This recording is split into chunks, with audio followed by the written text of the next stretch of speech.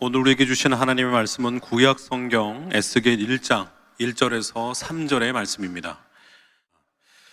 오늘은 또 이제 새로운 의미라고 하는 어떤 그런 주제를 갖고 두 번째 시간 새로운 부르심이라는 어떤 말씀의 제목으로 하나님의 말씀을 선포하려고 합니다.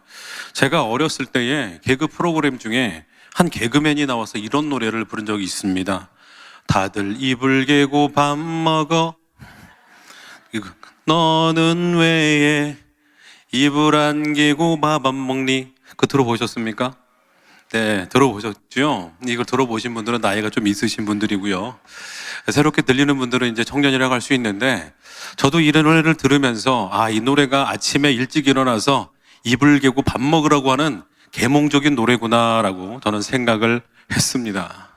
근데 최근에 제가 다시 유튜브를 틀어보면서 이 새로운 정보를 얻게 됐는데요. 이 노래가 78년에 그 사진을 띄워주시면 이 보니엠이라는 그룹에서 부른 더 리버스 오브 바빌론이라고 하는 노래였다고 알려지게 되었습니다. 이 노래는 어떤 노래냐면요, 밝은 분위기 때문에 이 노래가 정말 흥겹고 즐거운 노래다라고 생각할 수가 있는데, 그렇지가 않고 실상은 시편 137편의 말씀을 그 시편 가사를 인용해서 부른 노래입니다. 그 가사를 한번 띄워주시겠습니까? 이 말씀의 가사는 이렇습니다. 우리가 바벨론의 여러 강변 거기서 앉아서 시온을 기억하며 울었도다. 이는 우리를 사로잡힌 자가 거기서 우리에게 노래를 청하며 우리를 황폐하게 한 자가 기쁨을 정하고 자기들을 위하여 시온의 노래 중 하나를 노래하라 함이로다. 우리가 이방 땅에서 어찌 여호와의 노래를 부를까? 예루살렘아, 내가 너를 잊을진데 내 오른손이 그의 제주를 잊을지로다. 아멘이 나오지요. 근데 이게 팝송의 가사였습니다. 이 찬양을 듣고 있으면, 이 노래를 듣고 있으면 이 유다 백성들이 포로가 되어서 얼마나 힘들고 고통스럽게 포로 생활을 하고 있는지에 대한 애안이 그리는 노래가 바로 이 노래였습니다. 오늘 말씀에 나오는 에스겔도 마찬가지였습니다. 에스겔도 제사장 가문에서 태어나서 바벨론의 침공에 의해서 25살에 포로가 되어서 이국만리인 바벨론으로 끌려가게 됩니다. 거기서 포로의 생활을 하면서 장장 5년 동안을 힘들고 어렵게 살아가고 있었습니다. 이런 에스겔을 하나님은 오늘 본문을 통해서 놀랍게 변화시켜 가십니다. 그의 삶이 완전히 바뀌게 되고 다시 하나님의 부르심 가운데 새롭게 변화되는 인생을 살아가는 경험을 오늘 본문을 통해 에스겔은 하고 있는 것입니다. 제가 이 말씀을 준비하면서 왜 이런 말씀을 드리느냐? 최근에 이제 새로운 새해가 밝았지 않았습니까? 새해하면 희망찬 새해라는 표현을 많이 쓰게 되는데, 요즘 들어서 희망찬이라는 표현보다는 녹록지 않은 현실과 불안한 미래 때문에 근심과 걱정 속에서 살아가는 분들이 많은 것을 보게 되었습니다. 오늘 이 말씀을 통해서 만약에 그런 삶을 살고 계시는 성도들이 있다면 오늘 말씀을 통해서 다시 한번 하나님의 은혜를 경험하고 새롭게 변화되는 이 시간 되기를 소원합니다. 오늘 말씀을 보면요, 에스겔은 자기 자신을 어떻게 소개하고 있냐면 바로 에스겔은 부시의 아들 제사장 나 에스겔이다라고 자기를 소개하고 있습니다. 아직 유다가 멸망하기 전이기 때문에 만약에 에스겔이 포로로 잡히지 않았다면 그는 30세 바로 제사장의 역할을 감당했을 것입니다. 어릴 때부터 제사장 가문에 태어났기 때문에 너는 제사장이 되어야 돼. 그래, 나도 제사장으로서의 삶을 살아야겠구나 라고 하는 그런 삶을 준비하면서 살았을 것이 바로 에스겔이었을 겁니다. 그런데 이 꿈이 언제 산산이 부서졌느냐? 바로 포로 생활을 하면서, 포로로 끌려가면서 더 이상 그는 제사장의 꿈을 꾸지 못하며 포로의 생활을 하게 되는 것입니다. 제가 운동하는 친구가 몸이 다쳐서 운동을 포기해야 될 때 너무 힘들어하는 것들을 보게 되었습니다. 왜 힘드냐? 몸이 아픈 것도 아픈 것이지만 당연하게 내가 꿈꾸던 꿈을 더 이상 꾸지 못한다는 현실, 그리고 지금까지 노력했던 나의 삶의 수고들이 아무런 의미가 없이 사라진다고 하는 그런 안타까움, 그리고 이제 무엇을 하며 살아야 될지에 대한 막연한 불안감으로 살아야 되기 때문에 그렇게 힘들고 어렵게 살아가는 것입니다. 에스겔도 마찬가지였겠죠. 나는 제사장으로서의 삶을 살아갈 거야. 어릴 때부터 그렇게 꿈을 꾸며 살았을 그에게 더 이상 이제 그 꿈을 꿀 수가 없다라고 하는 그런 안타까움, 더 이상 나는 무엇을 하면서 살아야 될지라는 막연한 좌절감 속에서 살게 되는 것이 에스겔이었을 겁니다. 그렇기 때문에 에스겔은 이런 기도를 하지 않았을까요? 하나님, 하루빨리 이 고단한 포로의 생활을 멈추게 해주시고 조국 이스라엘로 돌아가게 해 주십시오. 만약에 하나님이 허락해 주신다면 그곳에서 제사장의 삶을 살 수 있도록 하나님 인도해 주십시오라고 기도하지 않았겠습니까? 그렇죠? 근데 그렇게 기도하는 에스겔에게 하나님이 어떻게 응답하십니까? 오늘 1절의 말씀을 함께 읽어보도록 하겠습니다. 30째 해 넷째 달 초닷새에 내가 그발 강가 사로잡힌 자 중에 있을 때에 하늘이 열리며 하나님의 모습이 내게 보이니. 뭐가 열렸다고요? 하늘이 열렸다고 얘기를 하고 있습니다. 히브리어 원어로는 리프테우 하샤마임이라고 표현합니다. 하샤마임이라는 뜻은 하늘이고요, 리프테우라는 뜻이 바로 열리다라는 뜻입니다. 다른 말로 하늘이 열린다라는 의미를 갖고 있는 것이 이 바로 문장인데요, 여기서 중요한 것은 하늘이 자기 스스로 열린 것이 아니라 누군가에 의해서 하늘이 열리게 된 것입니다. 그분이 누굴까요? 그렇죠. 누구요? 하나님이셨습니다. 하나님이 하늘을 열고 에스겔을 찾아와 주셨던 겁니다.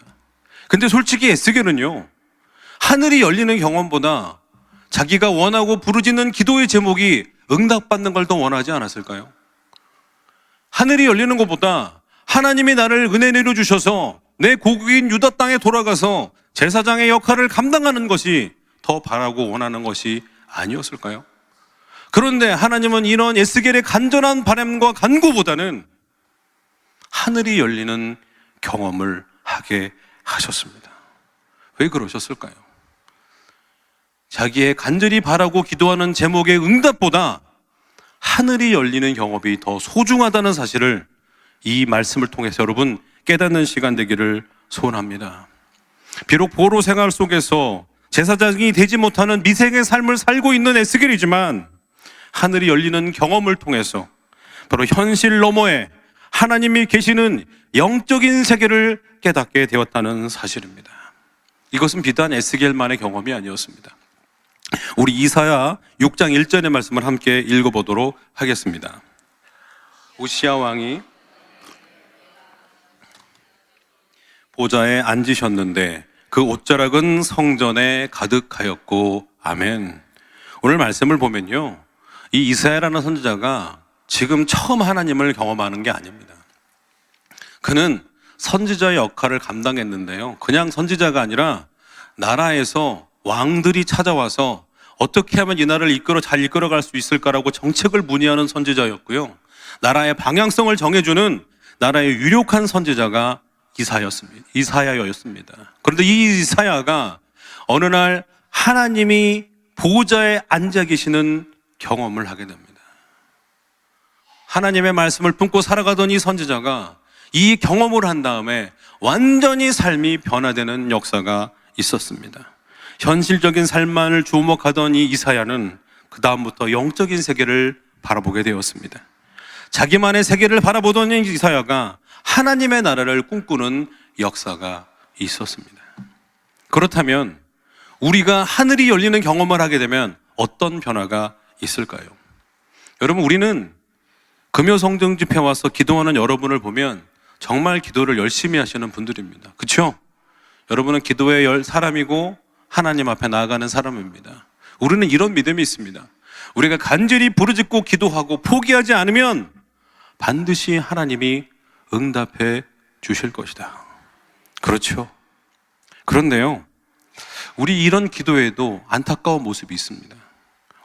어떤 모습이냐면, 이 기도를 할 때 내 생각, 내 걱정, 내 고민, 내 감정에만 사로잡혀서 기도할 때가 많이 있다는 겁니다.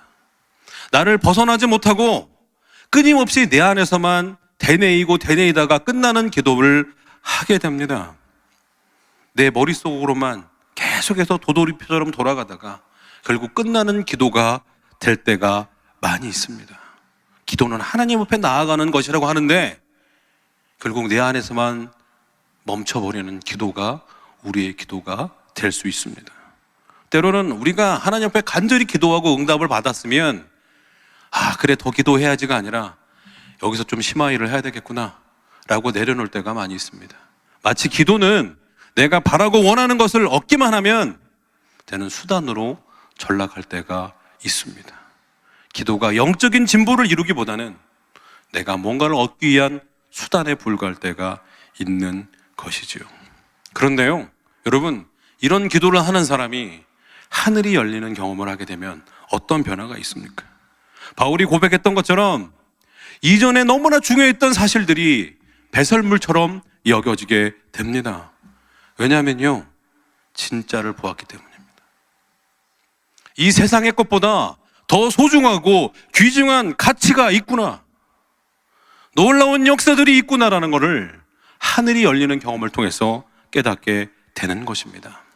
현실의 삶에 매여서 내 자신만을 바라보던 신앙생활이 변해서 그때부터 영적인 세계를 바라보게 되고 하나님을 바라보는 역사가 하늘을 열리는 경험을 통해서 일어날 줄 믿습니다. 이전의 예배가 아닙니다. 하나님께 나아가는 예배가 정말 기대가 되고 기쁨이 됩니다. 간절히 기도하던 기도의 제목들이 하나님을 만나고 싶어하는 기대감과 간절함으로 변화되게 됩니다. 진짜 살아계신 하나님의 힘과 능력을 얻고 그 믿음으로 살아갈 수가 있습니다. 그것이 바로 하늘이 열려서 하나님을 만나는 경험을 한 사람만이 누릴 수 있는 축복일 줄 믿습니다. 저는 여러분들이 그런 은혜를 경험하는 하나님의 사람 되기를 소원합니다. 근데 여기 중에 한 두 사람이 이런 질문을 합니다. 목사님, 나 같은 사람도 그런 은혜를 받을 수 있겠습니까? 그런데요, 우리 한번 마태복음 16장 19절의 말씀을 한번 읽어보도록 하겠습니다. 내가 천국 열쇠를 내게 주리니 내가 땅에서 무엇이든지 매면 하늘에서도 매일 것이요 내가 땅에서 무엇인지 풀면 하늘에서도 풀리리라 하시고 아멘. 하나님이 어떤 약속을 주셨습니까? 우리에게 천국의 열쇠를 허락해 주셨습니다. 우리가 기도하면서 우리가 풀면 하늘에서 문이 열릴 줄 믿습니다. 하늘 문이 열리고 하나님을, 여러분들을 찾아와 주셔서 하나님의 경험케 하시는 놀라운 시간이 여러분의 삶이 될 줄 믿습니다. 오늘 이 시간 하나님의 약속 믿고 내 마음속에, 내 손에는 천국 열쇠가 있다는 마음을 가지고 하늘의 문을 여시고 하나님을 만나는 귀한 시간 되기를 소원합니다. 두 번째로요, 이 에스겔은 어떤 경험을 했냐면 하나님의 말씀이 특별히 임하는 경험을 했습니다. 우리 한번 3절의 말씀, 상반절의 말씀을 함께 읽어보도록 하겠습니다. 갈대아 땅 그발 강가에서 여호와의 말씀이 부시의 아들 제사장 나 에스겔에게 특별히 임하고 아멘. 오늘 3절의 말씀을 보면요, 특이한 게 두 가지가 있습니다. 하나님의 말씀이 임했는데요, 어떠한 장소에 임했는지, 누구에게 임했는지를 말씀하고 있습니다. 여러분, 3절을 읽어보니까 어디에 하나님의 말씀이 임했습니까? 갈대아 땅 그발 강가였습니다. 그런데 여러분, 제가 설교 소두에 말씀드렸던 것처럼 시편 137편에 보면 이런 고백을 하죠. 우리가 이방 땅에서 어찌 여호와의 노래를 부를까? 왜 그랬을까요? 갈대아 땅, 이방 땅은요, 죄악이 가득한 땅이었습니다. 우상이 가득한 땅이었습니다. 하나님이 미워하는 문화가 가득한 땅이었고 심판의 땅이 바로 갈대아 그발 강가였습니다. 그곳에는 하나님이 계시지 않기 때문에, 죄악이 가득하기 때문에 하나님의 노래를 부를 이유가 없었다라고 이 시편 기자는 얘기하고 있습니다. 그런데요, 하나님이 계시지 않을 것 같은, 하나님의 말씀이 임하지 않을 것 같은 이 장소에 오늘 지금 하나님의 말씀이 임했다라고 말하고 있습니다. 그 누구에게 임했다고 얘기합니까? 에스겔에게 임했다고 얘기합니다. 여러분, 하나님의 말씀은 예루살렘 성전에 하나님의 말씀을 선포하는 제사장에게 임해야 되는 거 아니겠습니까? 포로가 되어서 제사장 역할을 하지도 못하고 절망 가운데 영적인 눌림 가운데 살아가는 이 에스겔에게 하나님의 말씀이 임했더라고 오늘은 말씀하고 있습니다. 사랑하는 성도 여러분, 하나님의 말씀은 죄악이 가득한 땅, 우상이 가득한 땅, 하나님의 분노가 가득하여서 멸망할 것 같은 이 세상 가운데도 하나님의 말씀이 임할 줄 믿습니다. 거룩한 제사장에게만 하나님의 말씀이 임하는 것이 아니라 절망과 삶의 지침으로 힘들어하고 있는 하나님의 소유된 성도들에게도 하나님의 말씀이 임할 줄 믿습니다. 지금 이 자리 가운데 하나님의 말씀이 여러분 가운데 임할 줄 믿습니다. 그런데요, 중요한 건 3절에서 핵심이 되는 말씀이 하나 있습니다. 바로 특별히라고 하는 말씀입니다. 우리 따라 볼까요? 특별히. 이게 무슨 말씀이냐? 하나님의 말씀은 언제나 우리에게 임합니다. 죄악이 가득한 땅에도, 답답한 우리의 마음속에도 하나님의 말씀이 임합니다. 하지만 그 말씀을 특별하게 받는 것은 우리의 몫입니다. 창세기 19장에 보면 이런 말씀이 있습니다. 하나님의 사자가 소돔과 고모라를 멸망시키기 위해서 내려왔습니다. 그래서 이 멸망시키려는 이 도시에게 사람들에게 전파하라고 합니다. 곧 이 땅 멸망할 거니까, 이 도시 멸망할 거니까 사람들한테 이 이야기해 줘라. 근데 14절에 뭐라고 표현하는지 우리 함께 읽어보도록 하겠습니다. 롯이 나가서 그 딸들과 결혼할 사이들에게 말하여 이르기를 여호와께서 이 성을 멸하실 터이니 너희는 일어나 이곳에서 떠나라 하되 그의 사이들은 농담으로 여겼더라. 아멘. 여러분, 충격적이지 않습니까? 소돔과 고모라 땅에도요 하나님의 말씀이 임했습니다. 심지어는 그 하나님의 말씀이 선포되었습니다. 그런데요, 이 하나님의 말씀을 어느 누구도 듣지 않았습니다. 다른 말로 얘기하면 특별히 그들에겐 임하지 않았던 겁니다. 우리에게 정작 중요한 건 뭐냐? 하나님의 말씀이 특별히 나의 삶에 임해야 할 줄 믿습니다. 생텍쥐페리의 이 어린 왕자 소설책에 보면 유명한 명대사가 있습니다. 어린 왕자를 만난 여우가 이런 얘기를 합니다. 한번 자막을 띄워주시겠습니까? 넌 아직도 나에겐 수많은 다른 소년들과 다를 바 없는 한 소년에 지나지 않아. 그래서 난 너를 필요로 하지 않고 너 역시 마찬가지일 거야. 난 너에게 수많은 다른 여우와 똑같은 한 마리 여우에 지나지 않아. 하지만 내가 나를 길들인다면 나는 너에겐 이 세상 오직 하나밖에 없는 존재가 될 거야. 네가 만약 나를 길들인다면, 이 말을 우리에게 적용한다면 수많은 하나님의 말씀이 우리 삶 가운데 뿌려집니다. 정말 말씀의 홍수 가운데 우리는 살아가고 있습니다. 그런데 이 말씀이요, 우리에게 특별히 임하지 않으면 그 말씀은 의미가 없고 소용이 없습니다. 하지만 그 말씀이 나에게 특별히 임하게 되면 그 말씀은 나의 삶을 변화시킬 것이고 내 인생을 바꾸게 할 것이고 나를 새롭게 변하게 할 줄 믿습니다. 저는 올 한 해 여러분들이 이런 하나님의 말씀에 부르심을 받는 하나님의 말씀 되기를 소원합니다. 여러분의 주변에 수많은 말씀이 비춰지겠지만 그것이 끝나는 것이 아니라 특별히 하나님의 말씀을 붙잡는 여러분 되기를 소원합니다. 그러기 위해서는 여러분의 영적인 눈과 영적인 귀가 열려야 할 줄 믿습니다. 그래서 그 열림을 통해서 하나님의 귀한 역사를 받는 시간 되기를 바랍니다. 오늘 말씀을 통해서, 주일에 드리는 강단에 선포되는 말씀을 통해서, 내가 읽는 성경 말씀을 통해서, 큐티를 통해서 특별한 하나님의 말씀이 내려지는 은혜가 있기를 소원합니다. 그래서 여러분의 삶 가운데 놀랍게 변화되는 그런 인생 되기를 바랍니다. 그렇게 하나님의 말씀이 특별히 임한 사람들에게 부어지는 은혜가 뭔지 아십니까? 우리 3절 하반절의 말씀을 함께 읽어보도록 하겠습니다. 여호와의 권능이 내 이에 있으니라. 아멘. 뭐가 있다고요? 여호와의 권능이 내게 있다고 말하고 있습니다.